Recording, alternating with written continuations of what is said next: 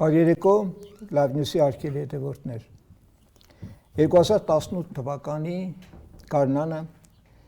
երբ ցեզանից ոմանք դուրս եկան փողոց, փակեցին ճանապարհներ ու խաչմերուկներ, իրականացրեցին այսպես կոչված Թավշյա հեղափոխությունը, ցեզանից որևէ մեկի մտքով չէր անցնում, որ 2 տարի հետո ազգային ժողով կոչվածը կընդունի մի օրենք, արդեն առաջին ընթերցմամբ 3 հունիսի 24-ին ընդունել է, առաջիկայում երկրորդ ընթերցումն է նախատեսված, օրենք, որով 2021 թվականի հունվարից սկսած ձեզանից յուրաքանչյուրի տան, սեփական, բնակարան կապ չունի,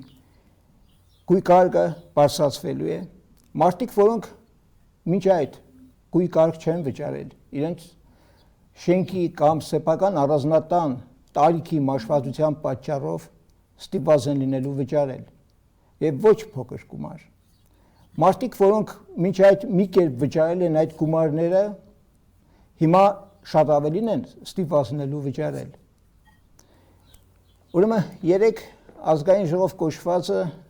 առաջին տեսմամբ ընդունել է Հարկային օրենսգրքում փոփոխություններ եւ լրացումներ կատարելու մասին օրենքի նախագիծը։ Եվ ահա թե ինչ է սպասվում առաջիկայում, այդ կապակցությամբ մեր զրույցը տնտեսագիտության տեխնացու դոցենտ Ատոմ Մարգարյանի հետ է։ Բարերեկո, պարոն Մարգարյան։ Դուք բավականաչափ ուսումնասիրել եք հարկային այս բարեփոխումների կամ հարկային օրենսգրքում բարեփոխումի երկչագերտավոր եմ ասում, հարկային օրենսգրքում փոփոխություններ, լրացումներ կատարելու մասին օրենքի նախագիծը, որ 3 ազգային ժողովը ընդունեց առաջին ընթերցմամբ։ Հասարակության շրջանում հիմնականում անորոշություն է, մարդիկ մեկը մյուսին են հարցնում, նաև ես բազմաթիվ զանգեր եմ ստացել, ինձ են մարդիկ մոտս է հարցրել, թե մեր տան գույքը կամ բնականի գույքը հարկը որքանով է բարձրանալու առաջիկայում եւ երբվանից։ Դե պարզ է, որ մյուս տարվանից, այս տարվանից չի դա, չնայած տարբերությունը մեջ մի քանի ամիս հետո արդեն մենք 2021 թվականն ենք թվակողելու։ Եվ ես բոլոր դեպքերում ասել եմ, որ հնարավոր չի, ես չեմ կարող ցեզ ասել գումարի չափը, որովհետև դա կախված է հաշվարկման մեխանիզմից, ձեր բնակարանի մակերեսից, տան կամ բնակարանի մաշվածությունից, տարիքից եւ այլն։ Խնդրեմ, համապատասխան պարզաբանումների այս խնդրանքով այսօր մենք դիմում ենք ցեզ, որպես մասնագետի, որ ուսումնասիրել եք օրենքի նախագիծը եւ կարող եք մեր կայքի հետևորդներին որոշակի խոսք ասել։ Ինչ է սպասվում նրանց 2021 թվականի հունվարից։ Շնորհակալություն հրավերի համար, իհարկե այս հարցը կենսականորեն բոլորին է վերաբերվում, շահագրգռությունները մեծ են, հասարակությունն իհարկե հետևում է այս ամենին, եւ սա նոր բան չէ, հարկային օրենսդրության փոփոխությունների ընդհանուր փաթեթի մեջ գույքահարկի փոփոխության նպատակադրումները թերևս վերջի կարելի ասել տարիների ընթացքում այս կաբինետի ուշադրության կիզակետում է, ես հիշեցնեմ, որ սկզբում որոշակի փոփոխություն իրականացվեց եւ կադաստրային արժեքին մոտարկելու հետ կապված որոշում կայացվեց, հիմա արդեն շուկայական արժեքին մոտարկված գույքի արժեքին համապատասխան նոր սանդղակներով կարելի ասել 2021 թվականի հունվարի 1-ից 4 տարվա ընթացքում ամենայն դեպս առաջի ընթերցմամբ այդպես ընդունվեց, բայց կարծես թե դատելով ընդհանուր հանրային տրամադրություններից, ազգային ժողովում տեղի ունեցած շատ լարված քննարկումից հավանաբար այս ընթացքում ինչ-որ բան փոխվել է եւ ընդհանուր այսպես տրամադրությունն այն է կաբինետի կամ իշխող քաղաքական ուժի, որ այս փոփոխությունները պետք է ներդնել ոչ թե 4, այլ 6 տարվա ընթացքում, առաջին տարվա ընթացքում յուրաքանչյուր հարկատու գույքային միավորի սեփականատեր կվճարի 25%-ը, այնուհետև 30 հաջորդ տարվա ընթացքում եւ այդպես շարունակ մինչեւ 100% 2026 թվականը փաստորեն Իսկ ընդհանուր առմամբ այս փոփոխության տրամաբանությունն հետևյալն է, որ տարիներ, նույնիսկ տասնամյակներ շարունակ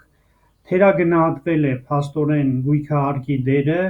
այն ոչ միայն որպես ֆիսկալ կամ տեղական ինքնակառավարման մարմինների բյուջե ուծվող հարկ, դրա նշանակությունն է նսեմացվել, այլ նաև որպես տնտեսական քաղաքականության գործիք է, թերևս, այսպես ասած, նսեմացվել դրա դերը, ինչի հետ պետք է համաձայնել։ Սակայն ամբողջ խնդիրը այն է, որ այն ձևաչափն է, որ մատուցվեց այս օրենքի նախագիծը, արտահերտ նիստում 24-ժամյա քննարկումների եւ այսպես գերարագ քննարկումների ռեժիմում, առանց հանրային լսումների, առանց փորձագիտական լուրջ քննարկումների։ Ես հիշեցնեմ, այս տարվա կառավարության մայիսի 27-ի նիստին ներկայացվեց այս օրենքի նախագիծը եւ այնտեղ որոշակի հիմնավորումներ բերվեցին եւ հիմնականում այս նույն հիմնավորումներով 3 ազգային ժողովում ֆինանսների փոխնախարարը ներկայացրեց փաստորեն ֆորմատը, ձևաչափը այս օրենսդրական փոփոխությունների, որի մի քանի այսպես եթե ընդհանուր գծերով ներկայացնեմ, առաջ երկին վերաբերվում է չհարկվող շեմի վերացմանը, մինչև հիմա դուք գիտեք, որ գործող օրենքով 3 միլիոն դրամ մինչև արժեք ունեցող կադաստրային արժեքի մասին է խոսքը, գույքը ընդհանրապես ազատված է գույքահարկից, այժմ այսպես ասած հանվում է այդ շեմը եւ մինչև փաստորեն հարկման բազան մինչև 10 միլիոն դրամ գույքի ներողություն 7 միլիոն դրամի պարագայում արդեն սահմանվում է 0.5% տոկոս գույքահարկ, որը ճիշտ է, սիմվոլիկ ինչ-որտեղ թիվ է, բայց եթե նկատի ունենանք մանրամասները կամ նյուանսները այս խնդրի հետ կապված, նաև հարկ վճարողների սոցիալական բավական լայն դիֆերենցվածությունը կամ ստրատիֆիկացիան, իհարկե ժամանակի ընթացքում այն կարող է բավական սուր դրսևորումներ ստանալ։ Եվ իհարկե ես այստեղ ասեմ, որ բոլոր իհարկե դրախտ տանող ճանապարհները որպես կանոն դժոխքի միջով են անցնում եւ ասվում է, որ տեսանելի հարստություն համարվող գույքը թանկարժեք գույքի միավորները, շինությունները, բիզնեսը, հողը մենք կհարկենք եւ ըստ էության դա կարող է լուրջ ֆինանսական համալրում լինի տեղական համայնքների ինքնակառավարման մարմինների բյուջեներ, իհարկե մի կողմից դա այդպես է եւ ես այստեղ նկատեմ, որ մեծ հաշվով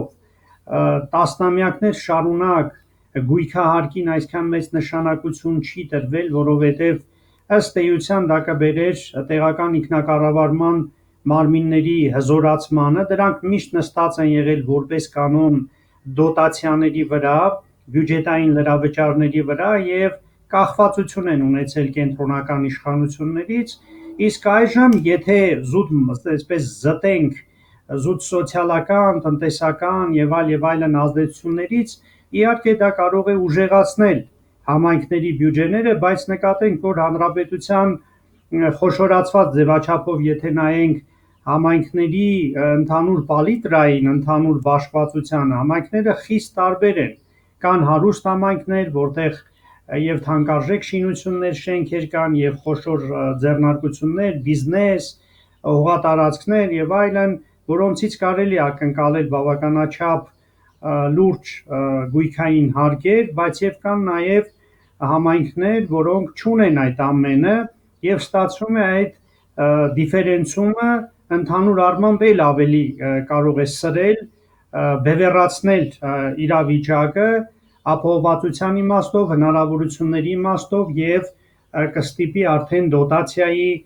նորանոր ռեսուրսներ փնտրել։ Ընդհանուր առմամբ սա է երևի շրջանակը եւ մոտիվացիան, որով փաստորեն այս օրենքի նախագիծը ներկայացվեց եւ փաստորեն ստարտ տրվեց նրա ընդունման գործընթացին։ Պարոն Մարգարյան, Դուք նշեցիք տեղական ինքնակառավարման մարմինների բյուջե, տեղական ինքնակառավարման մարմինների հզորացում, մեր հասարակությունը բոլորս գիտենք, թե տեղական ինքնակառավարման մարմինները անցած ժամանակական ընթացքում այս 2 տարում ինչպես են օգտագործում գումարները, հսկայական պարգևավճարներ են ուրեմն իրենց ձևակերպում ստանում եւ փաստորեն պարզվում է այնինչ ստացել են այդ միլիոնները, միլիոնավոր դրամների հասնող այդ գումարները երևի չեն գոհացրել իրեն, չեն բավականացրել եւ հիմա ուզում են ուղղակի բնակչությունից ավելի մեծ գումարներ կամել ստանալ, որովհետեւ արդեն աստղաբաշխական թվերով պարգևավճարներ ու հավելավճարներ ստանան, որովհետեւ տեղական ինքնակառավարման մարմինների բյուջեի ծախսը մենք հիմնականում այսպես ենք տեսել։ Բայց դա այս պահին մի կողմ թողնենք, ավելի կարևոր է մեր հասարակությանը հստակ բացատրել, թե ինչ սոցիալական հետևանքներ կունենա այս օրենսդրական փոփոխությունը, մասնավորապես այն մարդիկ, որոնք ապրում են Երևանի կենտրոնում եւ իրենց բնակարանները կամ տները ժառանգություն են ստացել իրենց ծնողներից, որոնք եղել են մտավորականներ, մշակույթի գիտության գործիչներ, այսօր փաստորեն չեն կարողանալու վճարել այդ գումարները 2021 թվականի հունվարից բարձրացվող այդ գույքահարկը եւ հարկադրված են լինելու ինչ որ ժամանակ հետո վաճառել իրենց բնակարանները, տները եւ քաղաքի ծայրամասում արվարձաններում ինչ որ մի յուղակ կնել, որպեսզի կարողանան իրենց գոյությունը այնտեղ շարունակել։ Եվ կխնդրեի նաև բացատրել այդ 0.5%-ի մասին, որ նշեցիք, դա ընդհանուր գումարի մասին է խոսքը, մագերեսի բնակարանի ինչ հարաբերակցության կա այստեղ, ինչ մեխանիզմ է գործում, էլի հաշվարկման բնակարանի մագերեսից կամ առանձնատան մագերեսից կախված։ Ուրեմն ասեմ, որ սա այս օրինագծի խոցելի կողմերից մեկն է, վերջի մասից սկսեմ ձեր հարցերի, այն որ բոլորովին տարբերություն չի դրվում գույքահարկ վճարողների եկամտային ստատուսի, սոցիալական ստատուսի, այդ տեսանկյունից ենթադրենք կարող է աղքատության կամ ընտանեկան նպատ ստացող ընտանիք լինել, այո, նույն այդ կենտրոնում, որ ստացել է ժառանգություն, ենթադրենք 100 քառակուսի մետր,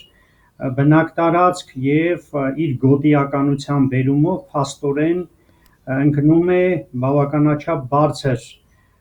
գույքային, այսպես հարկի վճարման միջակայք եւ ասենք պատկերացրեք մեկին, որը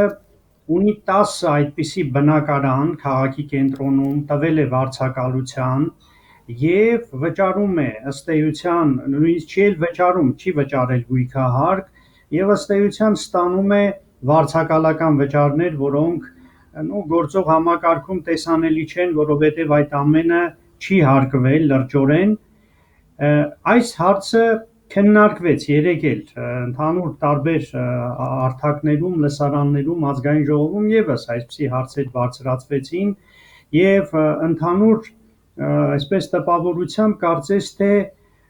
իշխանությունը հակված չէ լսելու այս կարգի փաստարկները կամ հակափաստարկները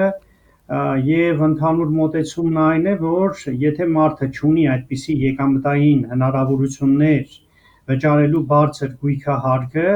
նախ ժամանակի ընթացքում նրան կտրվի հնարավորություն, եթե դա կուտակվում է որպես գույքահարկ կամ գույքահարկի գծով պարտք, ժամանակի ընթացքում կարող է իրացնել վաճառել այդ բնակարանը եւ փաստորեն տեղափոխվել ավելի համեստ պայմաններով կամ կենտրոնից ավելի այսպես գոտիականության իմաստով ավելի մատչելի իր եկամտային ստատուսին տարածք կամ բնակավայր, որքանով է արդարացի, որքանով է սոցիալապես ընկալելի եւ ընդունելի այս խնդիրը, պարզ չէ մեծ հաշվով, որովհետեւ կրկնում եմ լուրջ հանրային քննարկումներ, փորձագիտական քննարկումներ եւ այսպիսի ռեզոնանսային հարցերը շատ արագ ընդունելը դեռևս ճիշտ չեմ համարում, բայց մյուս կողմից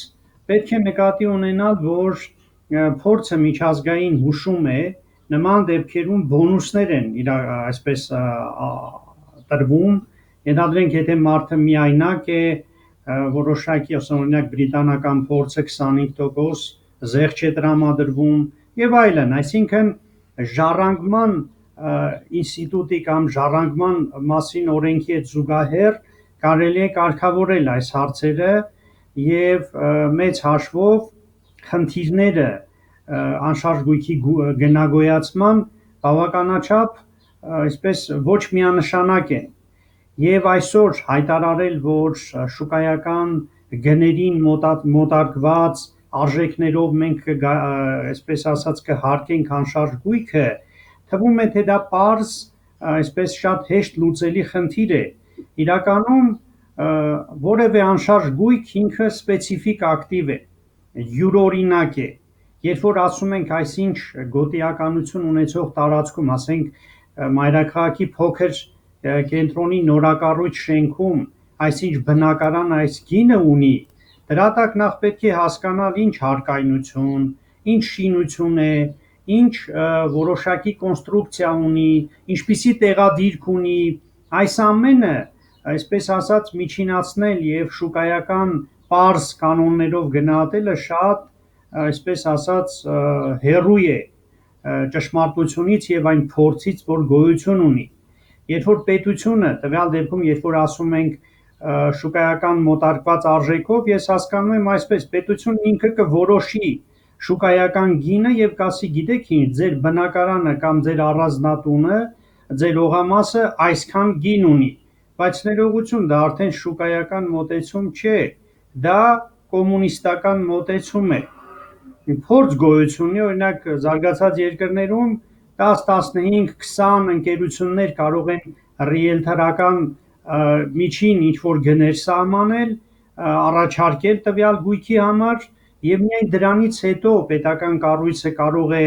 այն էլ 20-25% ավելի ցածր մակարդակով ֆիքսել դրա այսպես կոչված մոտարկված շուկայական արժեքը, բայց այս օրենքի նախագծում մենք նման բան չենք տեսնում, ընդամենը այդ մի տողն է լակոնիկ, որ մոտարկված շուկայական արժեքներին համապատասխան, բայց ճիշտ կլիներ, որ այս փուլում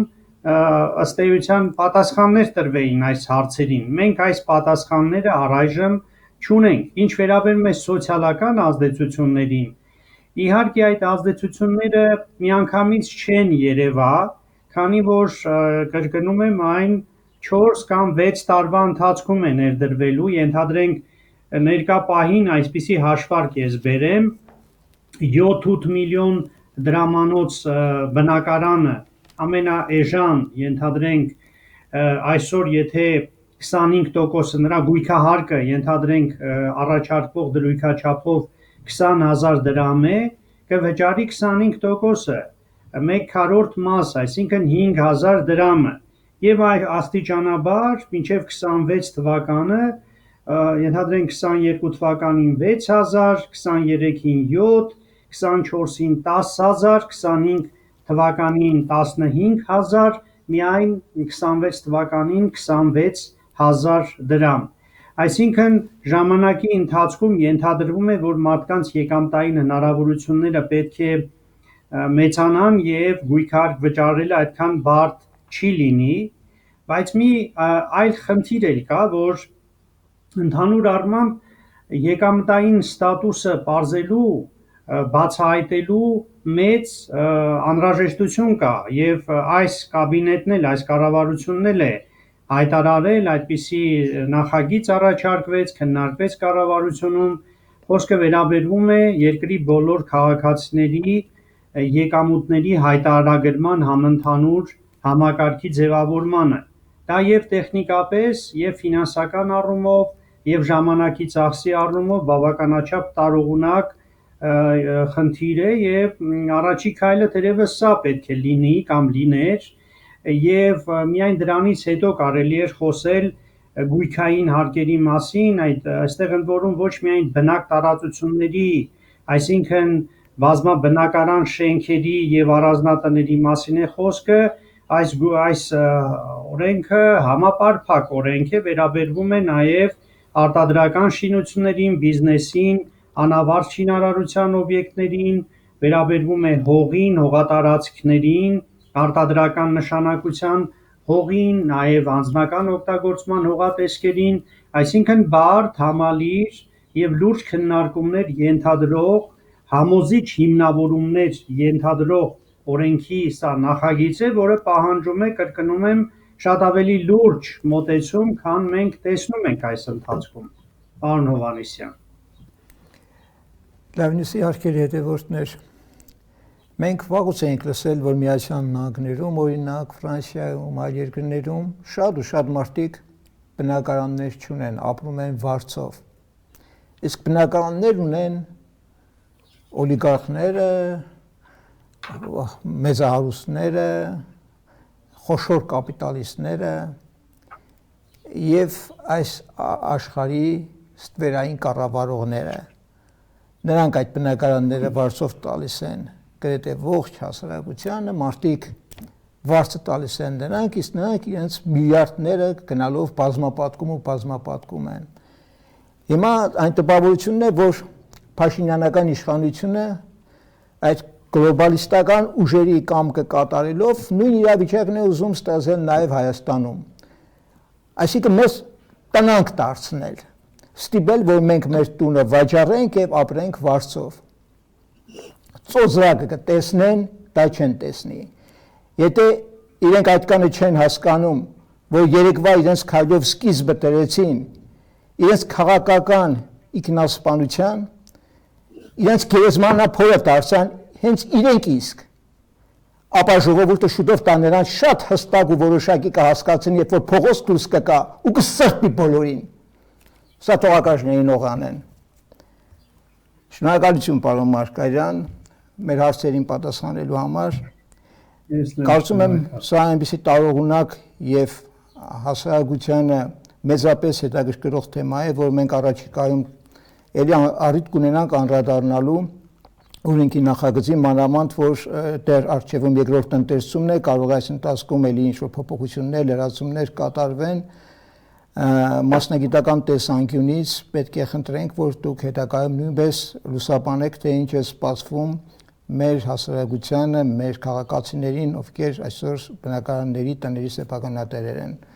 Շնորհակալություն, լավնիսի հարգելի հետևորդներ, մեր հաղորդումը մոտեցավ ավարտին, մինչ նոր հանդիպում, բարի գիշեր։